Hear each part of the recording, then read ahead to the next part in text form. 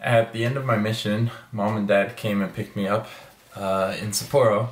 We spent a few days there, and then we went down to Tokyo for a couple of days. During the time I was with my parents, we went to a lot of places, did a lot of things, and wherever we went, whenever we had to use the restroom, Mom would always come out afterwards and be like, "I didn't know how to flush the toilet. There were so many buttons."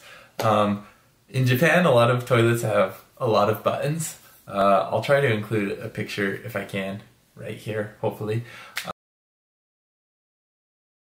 of a Japanese toilet panel, I guess. So there are lots of buttons. A lot of them have English on them, but a lot of them don't. I'd never really struggled with it. And Dad didn't seem to struggle with it at all. He always seemed to figure out how to flush the toilet just fine. But Mom always struggled. And so every time we had to go to the restroom, she'd always be like, "Where was the flush button?" And anyways, there's this one time where we were in a shopping mall in Tokyo. I think we were in the neighborhood of Akatsuka? Yeah, Akatsuka. Maybe not. I can't remember very well. But we were on the second floor of the shopping mall, and we, before leaving, went to the restrooms. And I actually didn't go. I remember I was just waiting in the hall, and Dad came out first, and then Mom came out, and Mom said, "I couldn't get it to flush. I swear I pressed every button and none of them flushed it." And Dad explained where the flush button had been on his toilet in the men's room, so Mom went back into the women's room, and she came out a moment later and said, "Okay, that button was right, it flushed." And just around the corner from the restrooms was the elevator, so we hit the button to go down, we wait for the elevator, and as the doors opened, two Japanese policemen rushed out of the elevator, turned the corner, and went straight towards the restrooms.